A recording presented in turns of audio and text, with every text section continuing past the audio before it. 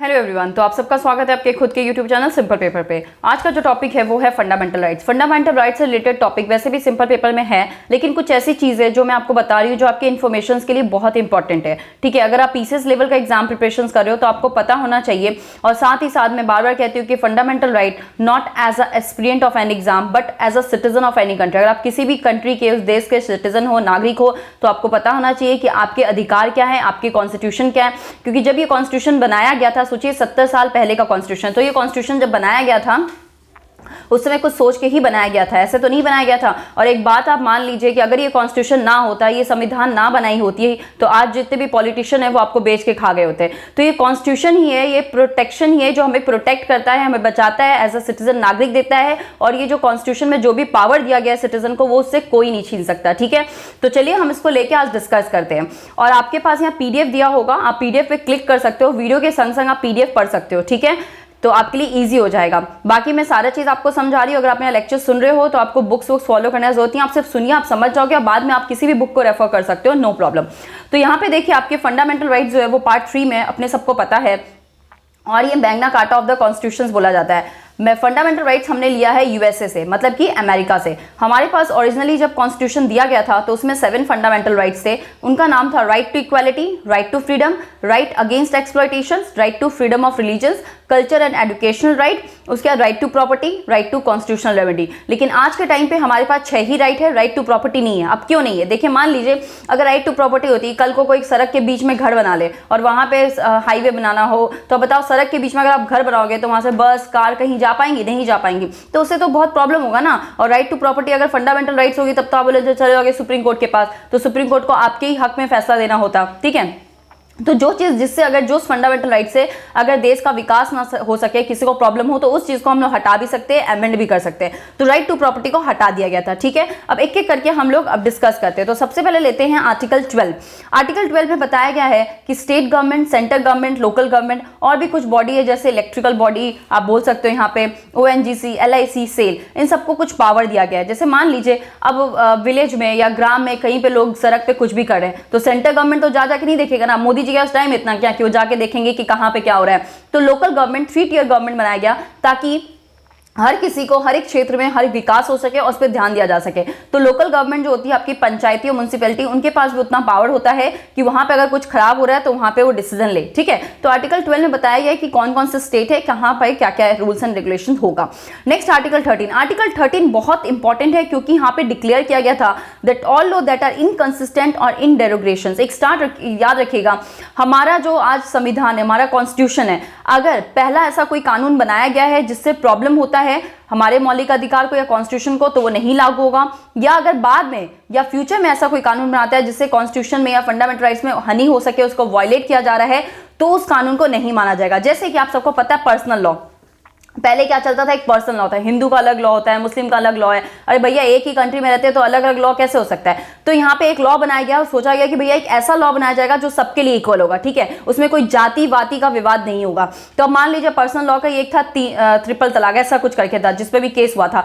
तो यहाँ पे मतलब कि जब पर्सनल मतलब ट्रिपल तलाक के ऊपर जब केस किया गया था अगेंस्ट ये हटा देना चाहिए, तो वहां पे जो मौलवी लोग थे वो लोग आए, लोग आके बोले कि नहीं ये तो पर्सनल लॉ है, इसको आप छेड़ नहीं सकते। लेकिन भैया आप आर्टिकल 13 में देखिए साफ साफ लिखा गया है कि अगर ऐसा कोई कानून है जिससे हमारे फंडामेंटल राइट्स या किसी भी इंडिविजुअल की, किसी भी व्यक्तित्व का कुछ उसका मौलिक अधिकार अगर खराब होता है तो उस लॉ को हटा दिया जाएगा। और ट्रिपल तलाक जो था उससे काफी लोगों को प्रॉब्लम होती थी, जो फीमेल थी, मुस्लिम फीमेल्स, उनको प्रॉब्लम होता था।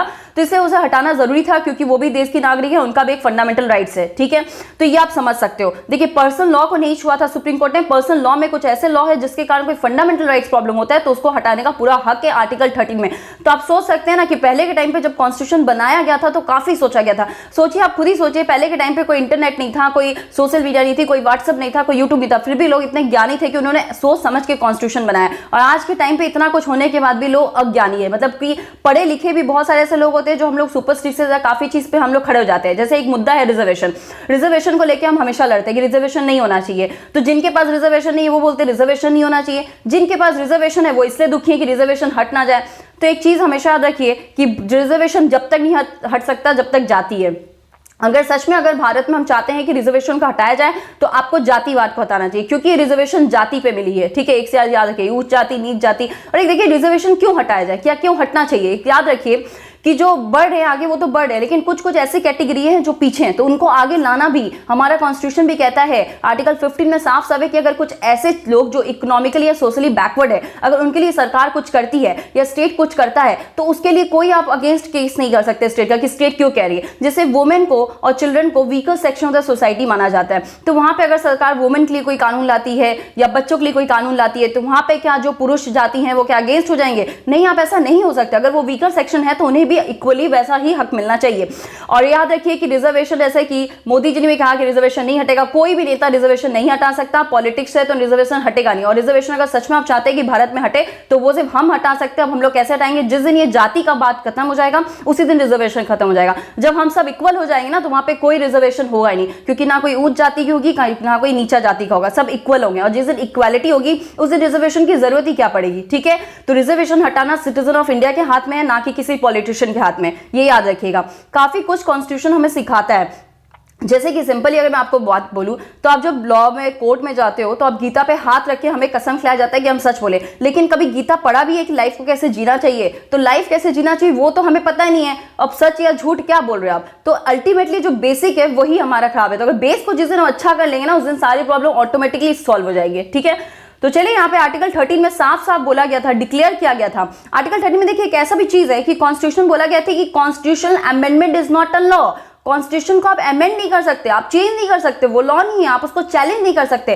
तब सुप्रीम कोर्ट ने 1973 केशव नंदा भारती केस में साफ साफ कह दिया, भैया constitution amendment can be challenge on the ground that it wallets a fundamental rights. Constitution amendment हो सकता है अगर कोई भी फंडामेंटल राइट्स को वॉयलेट कर रहा है, अगर किसी भी व्यक्तित्व का फंडामेंटल राइट्स खराब हो रहा है, तो अगर वो खराब कर रहा है तो वो जो लॉ होगा उसको हम वॉइड कर देंगे, उसको हटा देंगे। और यही ट्रिपल तलाक में सुप्रीम कोर्ट ने कहा था, बहुत सारे से है जिसको सुप्रीम कोर्ट ठीक कर रहा है। तो ऐसा कोई चीज है कि अगर कोई प्री ऐसी कानून है जो खराब है तो उसको ठीक किया जा रहा है, और अगर फ्यूचर में भी ऐसा कोई कानून बनेगा और वो हमारे मौलिक अधिकार को छूने का या खराब करेगा तो उसके लिए भी उसको वॉइड किया जाएगा।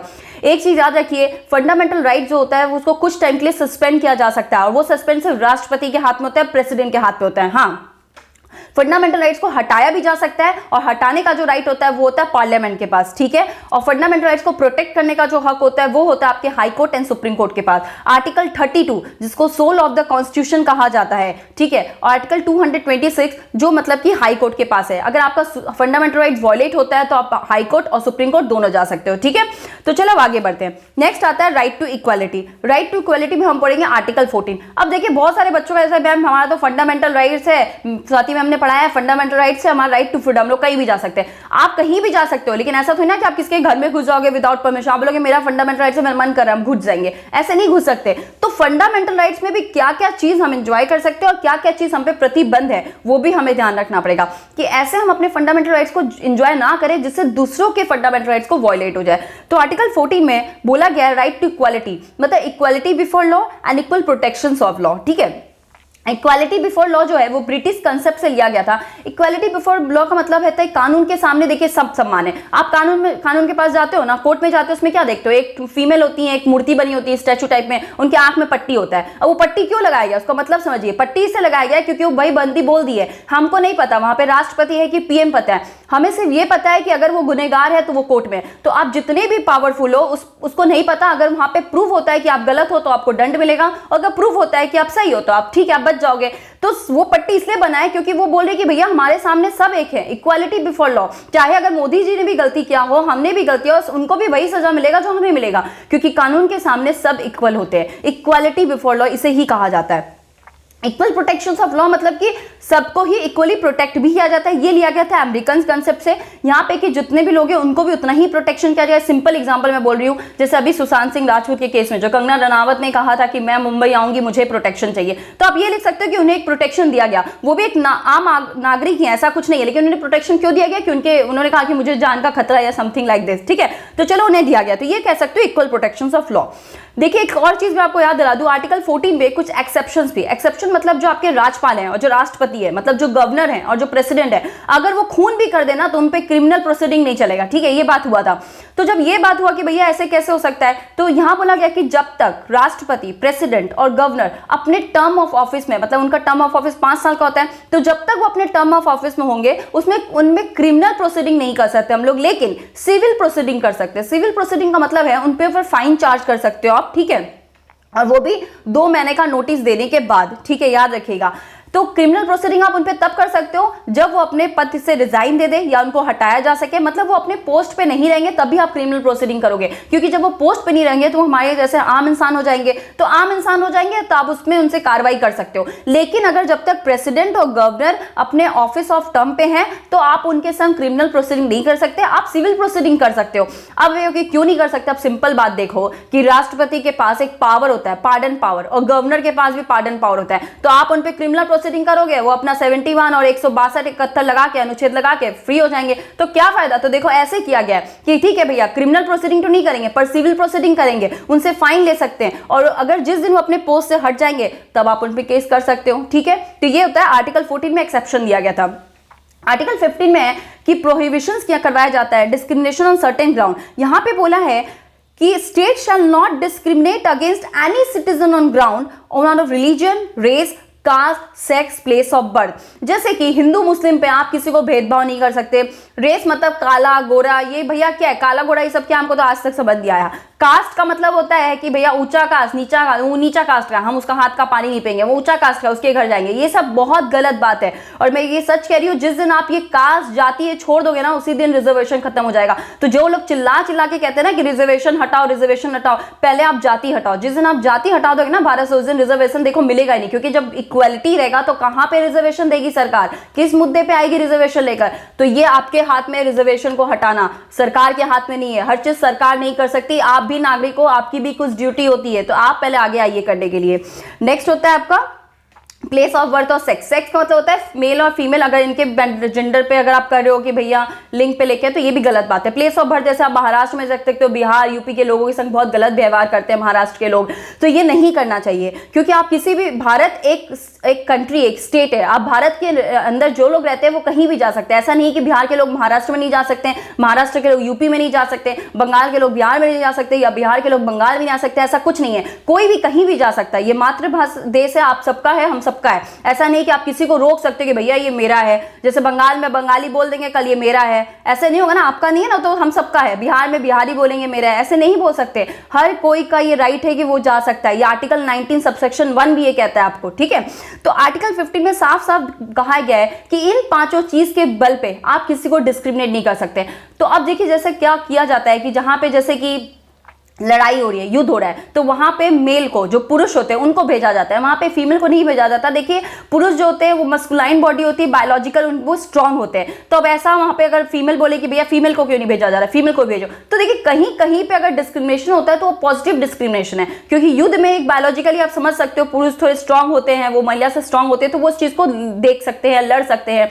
तो वहां पे जो डिस्क्रिमिनेशन होता है, अगर पॉजिटिव डिस्क्रिमिनेशन हो रहा है तो वो सही है, लेकिन अगर कोई नेगेटिव डिस्क्रिमिनेशन होता है तो वो गलत है, याद रखिएगा, ठीक है। चलिए अब आर्टिकल 16 में आते हैं। आर्टिकल 16 कहता है equality of opportunity in public employment. Public employment में सबको इक्वालिटी है, सबको एम्प्लॉयमेंट मिलेगा, ठीक है। देखिए यहाँ पे भी जो एम्प्लॉयमेंट में होता है वो जाति के हिसाब से ही रिजर्वेशन दी जाती है, ऐसा नहीं होता है कि आपकी कोई कास्ट को लेके या मतलब कि आपका कोई रंग रूप को। तो देखिए इक्वालिटी ऑफ अपॉर्चुनिटी सबको है, लेकिन फिर भी अगर कोई इकोनॉमिकली या बैकवर्ड क्लासेस है, जैसे जो लोग फिजिकली हैंडीकैप होते हैं उनको एक्स्ट्रा टाइम दिया जाता है, तो भैया उनकी एक प्रॉब्लम है, उनको दिया जाता है। अगर उनके वीकर सेक्शन ऑफ सोसाइटी को उनको उभारने के लिए अगर सरकार कुछ कर रही है तो वो कर सकती है, वो पॉजिटिव है, ठीक है, उसको नेगेटिव हम नहीं ले सकते, ठीक है, याद रखिएगा। नेक्स्ट आता है आपका आर्टिकल 17। आर्टिकल 17 में है एबॉलिशन ऑफ अनटचेबिलिटी, छुआछूत। अब देखिए छुआछूत का एग्जांपल तो अच्छा नहीं था अभी मेरे पास, लेकिन अब बहुत अच्छा एग्जांपल आ जाए, जैसे कोरोना। अब कोई भी कोरोना का पेशेंट देखता है क्या होता है, सब लोग भाग जाते हैं। तो ये चीज अच्छा है कि अगर कोई ऐसी छुआछूत हो रही है जहां पे हेल्थ से रिलेटेड है या सोशल डिस्टेंसिंग करना जरूरी है क्योंकि बीमारी फैल रही है तो ठीक है, लेकिन अगर आप किसी को इसलिए छूछूत कर रहे हो क्योंकि वो आपसे नीचे जात का है या आप ऊपर जात के हो, जातिवादी को लेकर अगर आप छुआछूत कर रहे हो तो गलत है। आज भी बहुत सारे ऐसे गांव हैं जहां पे किया जाता है, शहरों में तो ऐसा चीज नहीं होता, लेकिन गांव में ऐसे आपको बहुत देखने मिलेंगे जहां पे लोग आज भी छुआछूत को मानते हैं। लोग मतलब कि पूजा नहीं कर सकते हैं, जा नहीं सकते मंदिरों में, तो बहुत चीज ये सब चीज नेगेटिव हो गया, इसको आप हम नहीं कर सकते। हाँ, लेकिन कोरोना में अगर आप सोशल डिस्टेंसिंग कर रहे थे तो ये पॉजिटिव है, ये ठीक है, आप कर सकते हो, क्योंकि उससे बीमारी फैल रही थी ना, हमें लोगों को बचाना है। लेकिन अगर आप किसी को जाति के हिसाब से कर रहे हो तो वो गलत है, वो नहीं करना चाहिए। ये आपको आर्टिकल 17 कहता है। आर्टिकल 18 जो है वो कहता है abolition of title. Abolition of title का मतलब है कि आज जैसे राय बहादुर सिंह ये सब जो लगाते हैं ये सब गलत है, आप ये नहीं लगा सकते, ठीक है। जैसे मान लो कल को मेरे को भारत रत्न मिले, अब मानने में क्या जाता है, मान लेते हैं कल को स्वाति मैम को भारत रत्न मिले, तो क्या हम ऐसे बोलेंगे भारत रत्न स्वाति मैम, ऐसे तो नहीं बोल सकते ना। मैं अपने नाम के आगे, अपने सरनेम के आगे कभी भी नहीं लगा सकती जो भी अवार्ड मेरे को मिलेगा, ये बोला गया, एबॉलिशन किया गया, ठीक है। और अगर हम लोग को कोई बाहर इंटरनेशनली कोई अवार्ड मिलता है तो वो भी हम अपने राष्ट्रपति से पूछ के ही ले सकते हैं, ठीक है। यहाँ पे सिर्फ जो एकेडमिक मिलता है या जो रैंक वाइज होता है वो हम लगा सकते हैं। एकेडमिक मतलब आप देखते हैं ना जो डॉक्टर लोग लगाते हैं, डॉक्टर ये डॉक्टर वो अपने डॉक्टरेट लगाते हैं, भैया उन्होंने वो लगा सकते हैं, वो एकेडमिक है, उन्होंने पढ़ाई लिखाई की, वो डॉक्टर बने। रैंकिंग जैसे कैप्टन, वाइस कैप्टन, कमांडर ये लगा सकते हैं, इनको कोई प्रॉब्लम नहीं है। लेकिन आप कोई पद्म भूषण, पद्म विभूषण, भारत रत्न ये सब अवार्ड अपने सामने अपने नाम पे नहीं लगा सकते हो, ठीक है। तो ये था राइट टू इक्वालिटी। अब राइट टू फ्रीडम की तरफ चलते हैं। राइट टू फ्रीडम में भी 4 है। पहला है right to freedom of speech and expression. हर एक इंसान को फ्रीडम है कि वो बोल सकता है। अब देख लो जो इंसान एकदम नॉर्मली सड़क पे चल रहा है, चप्पल पहनता है, वो भी कितना गाली देता है बड़े बड़े नेताओं को, क्योंकि भैया उसका हक है, वो साफ साफ कहता है देखो भैया 19(1) सबसेक्शन 1 में बोला गया, मेरा राइट है, मेरा हक है, मेरे को कॉन्स्टिट्यूशन राइट दिया, हम कुछ भी बोल सकते हैं, ठीक है। जैसे मीडिया भी कुछ भी बोल सकती है, मीडिया को पूरा राइट होता है, उनको भी बोलने का पूरा अधिकार है, ठीक है। तो यहाँ पे यही चीज है। नेक्स्ट है राइट टू असेंबल। आप कहीं भी जा सकते हो, असेंबल हो सकते हो, ग्रुप बना सकते हो, कहीं भी कर सकते हो, आपको कोई नहीं रोक सकता। नेक्स्ट है राइट टू एसोसिएशन। एसोसिएशन मतलब आप किसी ग्रुप में, मतलब मान लो आप किसी चीज के कुछ करना चाहते हो तो आप कर सकते हो, एसोसिएट कर सकते हो, यूनियन कर सकते हो। नेक्स्ट राइट टू फ्री मूवली। अब जैसे मैंने कहा ना, आपको राइट है कि आप कहीं भी मूव कर सकते हो। पहले तो जम्मू एंड कश्मीर में नहीं था, लेकिन अब जम्मू एंड कश्मीर में भी हो गया आर्टिकल 370 हटने के बाद। तो आप जम्मू एंड कश्मीर में कहीं पे भी जा सकते हो, ठीक है। आप कहीं पे भी जा सकते हो, इसका मतलब ये तो नहीं कि आप किसी के घर में बिना बोले घुस जाओगे, किसी के बेडरूम में घुस जाओगे, ये तो गलत बात है ना, ये तो हम नहीं कर सकते ना। तो ये इस पर प्रतिबंधी है कि आप कहीं भी जा सकते हो, लेकिन ऐसी जगह नहीं जाओगे किसी के प्राइवेसी को आप हट कर रहे हो, ठीक है।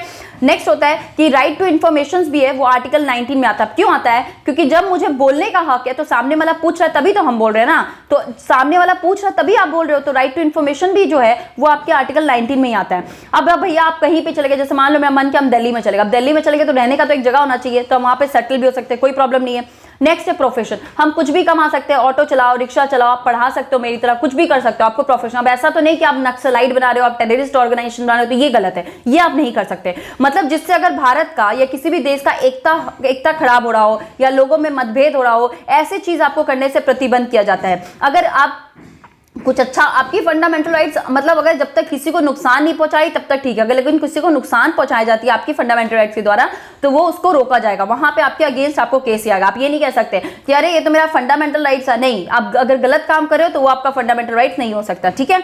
नेक्स्ट आपका आता है आर्टिकल 20, ठीक है। तो आर्टिकल 20 के बारे में पढ़ते हैं। यहाँ पे बोला है protections in respect of conviction for offence. यहाँ पे आपको प्रोटेक्शंस मिलता है, ठीक है। अगर आप कोई गलती करते हो तो आपको कानून, मतलब कि आपको एक तरह से लॉ प्रोवाइड किया जाएगा, लॉयर प्रोवाइड किया जाएंगे कि आप उनको आप मतलब कि आपने लॉयर के ला सकते हो, वो आपके लिए केस लड़ सकते हैं। दूसरा, यहाँ पे एक सजा के लिए 2 बार गलती। इसमें देखिए एक सजा का क्या होता है, जैसे आप बॉलीवुड मूवी में सुनते होंगे कि बहुत लोग बोलते हैं अरे हम 1 खून करें 2 खून करें, कोई नहीं हो, ऐसा कुछ नहीं होता है, 1 खून 2 खून, ठीक है। आप पे सजा होगा। जैसे मान लीजिए कि आपने खून किया मिस्टर ए का, तो मिस्टर ए का केस हुआ, आपने खून किया मिस्टर बी का, तो मिस्टर बी का भी केस हुआ ना, तो 2 केस हो गया। ये बात नहीं है। मतलब मान लीजिए कि आपने कोई गलती की थी, आपने मान लीजिए किसी का खून किया था, उसके लिए आपको 10 साल की सजा हो गई है, ठीक है।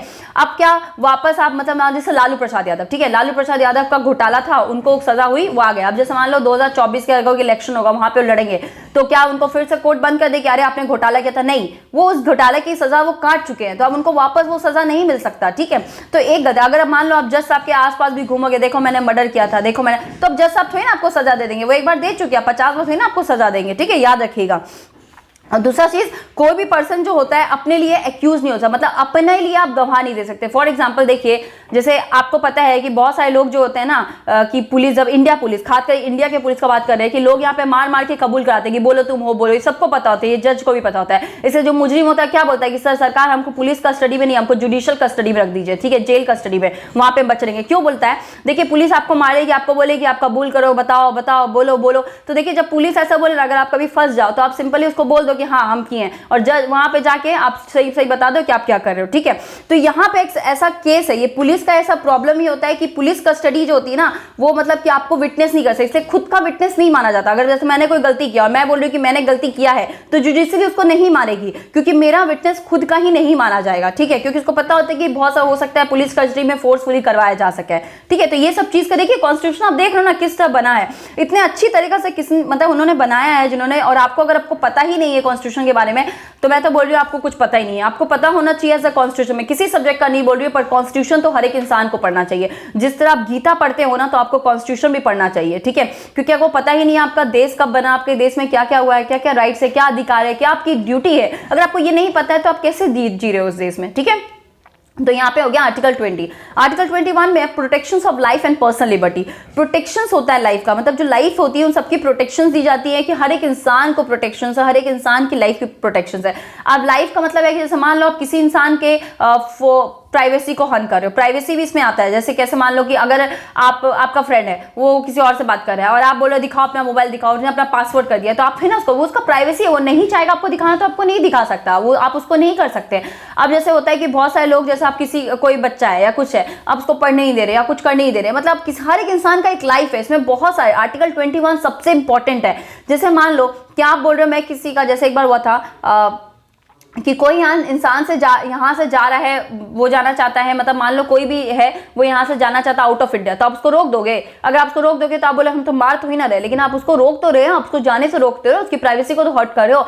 राइट टू लाइफ का इसका मतलब नहीं कि आप सिर्फ जान से मारना ही, वो इसमें हर एक चीज है, आप किसी भी तरह के किसी को नुकसान नहीं पहुंचा सकते, ठीक है। तो राइट टू लाइफ और राइट टू पर्सनल लिबर्टी बहुत ज्यादा प्रोटेक्शन करता है, और ये चीज हमें याद रखना चाहिए, ठीक है। तो ये आर्टिकल 21 जो होता है, इसमें राइट टू लाइवलीहुड आती है, राइट टू प्राइवेसी है, राइट टू शेल्टर है। अगर लोगों को हेल्थ इशू, ये सब प्रॉब्लम हो रही है, तो सरकार वहां पे देखती है। जैसे मान लो ये जो सरकार हम लोग को पोलियो का जो हजार रुपए का इंजेक्शन आता है, लेकिन सरकार उसको फ्री में देती है। क्यों फ्री में देती है? क्योंकि आर्टिकल 21 उनका हक है कि उनको वो मिलेगा ही। शेल्टर देती है, ये सब सरकार को देना पड़ेगा, क्योंकि आर्टिकल 21 में ये मिलता भी है आपको, ठीक है। तो ये चीज याद रखिएगा। राइट टू फ्री एजुकेशन, ये भी आया था आर्टिकल 21A में। फ्री एजुकेशन मतलब 6 से लेकर 14 साल के बच्चों तक का फ्री एजुकेशन मिलना चाहिए, ठीक है। एक बात मैं बताती हूँ कि बहुत बार जैसे होता है ना, बहुत सारी चीज को प्राइवेटाइजेशन करने की कोशिश की जाती है, सरकार करती है, तो बहुत सारे लोग फेवर में होते हैं प्राइवेटाइजेशन की। अब देखिए वो फेवर में होते हैं तो बहुत सारे लोग होते हैं यार सब प्राइवेटाइजेशन हो जाएगा, गवर्नमेंट के हाथ में नहीं रहेगा तो क्या फायदा। अगर आप ये कुछ सोचिए, बुरा मत मानिएगा, मैं उन सारे टीचर नहीं होते, लेकिन कुछ ऐसे शिक्षक होते हैं, टीचर्स होते हैं जो मतलब गवर्नमेंट टीचर होते हैं, वो बहुत मेहनत, मतलब बहुत ज्यादा वो इंटेलिजेंट होता है। ऐसा नहीं होता बिना इंटेलिजेंट के तो क्रैक नहीं किए होंगे एग्जाम, लेकिन गवर्नमेंट स्कूल में, सरकारी स्कूल में पढ़ाया ही नहीं जाता इतने अच्छे से। अगर सरकारी स्कूल में पढ़ाया जाता है तो प्राइवेट स्कूल बनती ही क्यों, ठीक है। आप सरकारी स्कूल देख लो या सरकारी हॉस्पिटल देख लो, सरकारी बैंक देख लो, कहीं भी सरकारी देख लो, वहां पे मतलब कस्टमर को एक कस्टमर माना ही नहीं जाता है। लेकिन अगर प्राइवेट स्कूल में देख लीजिए, प्राइवेट बैंक देख लीजिए, वहां पे आपको बैठाएगा, आपसे अच्छे से बात करेगा। ऐसा क्यों होता है? अगर गवर्नमेंट स्कूल में अच्छे से पढ़ाई हो तो हमारा एजुकेशन सिस्टम और अच्छा हो जाए, लेकिन ये समझाना मतलब समझना बहुत मुश्किल है। देखिए आगे क्या होता है, लेकिन मैं ये कोशिश करती हूँ कि ज्यादा से ज्यादा हो सके अपना, अगर हम अपनी सारी ड्यूटी को अच्छे से करें तो सारा चीज मुमकिन है। तो याद रखिए जो यहाँ पे जो राइट टू मतलब ये जो राइट टू लाइफ है, ये हर चीज में आपको एडुकेशन भी दिया जाए कि भैया 6 से 14 साल के बच्चों को शिक्षा मुफ्त में दी जाए, और जो 6 साल से छोटे हैं, मतलब शून्य से लेके जो बच्चा जन्म लिया है वहां से लेके 6 साल तक, उन बच्चों का जो हेल्थ है उस पर ध्यान दिया जाए। और जो ये 6 साल के बाद आप स्कूल में जाते हो, आपको खिचड़ी विचड़ी मिड डे मील होता है जो मिल जाता है आपको, ठीक है। तो ये सब सरकार सब प्रोवाइड करती है। और मैं ऐसे बहुत सारे टीचर जो बहुत अच्छा पढ़ाते हैं सरकार में, ऐसा नहीं, लेकिन प्लीज अपनी ड्यूटी को आप अच्छे से कीजिए, क्योंकि वो सिर्फ सरकारी ड्यूटी, मतलब बहुत सारे स्टूडेंट को होता है भैया हम सरकारी ड्यूटी मिल गया हमें, मतलब चाहे वो बैंक हो, किसी भी चीज में जब आप उसके लिए मेहनत करते हो ना, सरकारी ड्यूटी एक सर्विस होती है, लोगों के लिए आप सर्विस कर रहे हो, ठीक है।